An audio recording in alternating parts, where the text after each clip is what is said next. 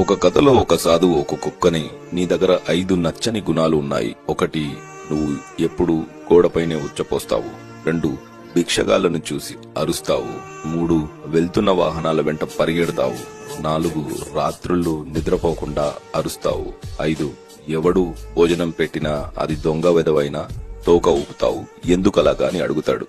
దానికి కుక్క, నేను గోడ మీద లేక ఎవరూ తిరగని చోటులో ఎందుకు ఉచ్చపోస్తాను అంటే, భోజనం భూమిపైన పెడతారు కాబట్టి ఆ ప్రదేశాన్ని శుభ్రంగా ఉంచాలని. భిక్షగాళ్లను చూసి ఎందుకు అరుస్తానంటే, కష్టపడి పని చేయకుండా ఎదటి వారిని ఎందుకు యాచిస్తున్నారని కోపంతో అరుస్తాను. వెళ్తున్న వాహనాల వెనకాల ఎందుకు పరిగెడతానంటే, అతి వేగంగా వెళ్లడం వల్ల ప్రమాదమే కాని ఎలాంటి ఉపయోగం ఉండదని చెప్పడానికి.